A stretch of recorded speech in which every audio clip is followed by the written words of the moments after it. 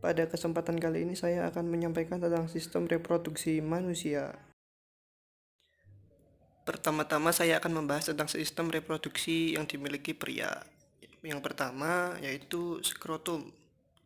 Skrotum berfungsi untuk melindungi testis dan menjaga suhu dari testis agar produksi sperma berjalan dengan lancar. Kemudian testis berfungsi untuk memproduksi sperma. Kemudian ada epididymis. Epididymis berfungsi untuk membawa dan menyimpan sel sperma dan tempat untuk mematangkan sperma. Kemudian ada vas deferens. Vas deferens berfungsi untuk mengantar sperma yang matang ke uretra. Kemudian ada vesicula seminalis.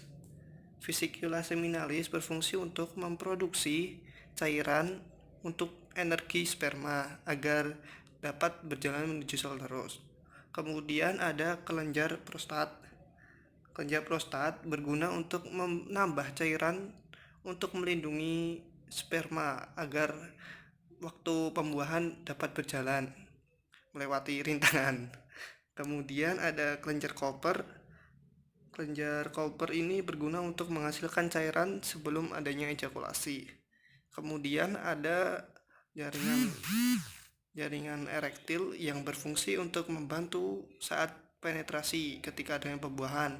Kemudian ada uretra yaitu menyalurkan urin dan sel sperma. Kemudian ada kepala penis, itu berfungsi untuk adanya rangsangan. Seperti itu.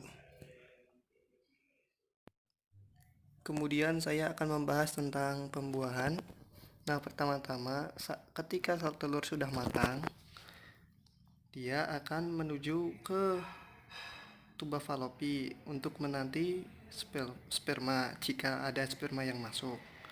Nah, jika tidak ada sperma yang masuk, maka setelur akan membusuk dan luruh bersama dengan dinding rahim dan akhirnya akan terjadi proses menstruasi.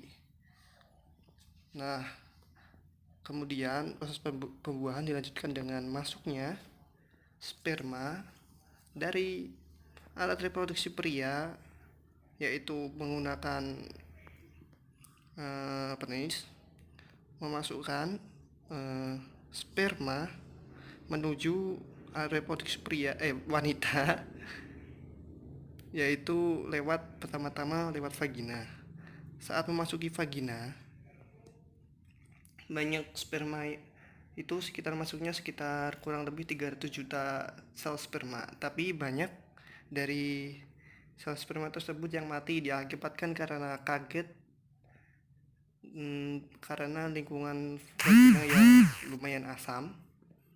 Tapi ada juga yang masih terus bergerak menuju rahim dikarenakan adanya unsur perlindungan cairan. Kemudian mulai masuk ke daerah serviks.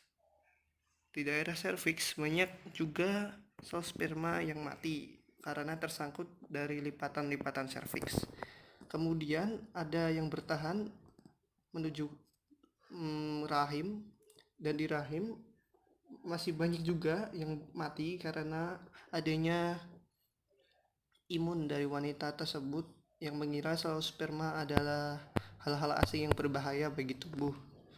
Dan kemudian yang ada sel sperma yang bertahan kemudian melewati tuba falopi. Dari tuba falopi ada yang namanya silia. Silia tersebut adalah seperti benang-benang halus dan sperma ketika melewati tuba falopi banyak yang tersangkut di silia tersebut dan akhirnya mati. Dan akhirnya setelah melewati banyak rintangan, ada beberapa lusin sperma yang bertahan dan akhirnya terjadilah pembuahan. Nah, terjadinya pembuahan ini adalah pertemuan antara sel sperma dan sel telur dan akhirnya munculnya zigot. Nah, zigot setelah beberapa waktu pembuahan akhirnya bergerak dibantu oleh silia, bergerak melewati tuba falopi dan akhirnya menuju ke rahim.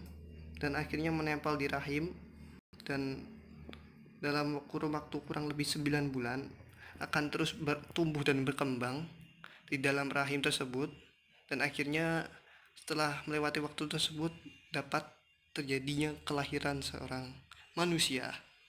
Sekian video yang dapat saya sampaikan. Kalau ada salah kata atau apapun mohon dimaafkan.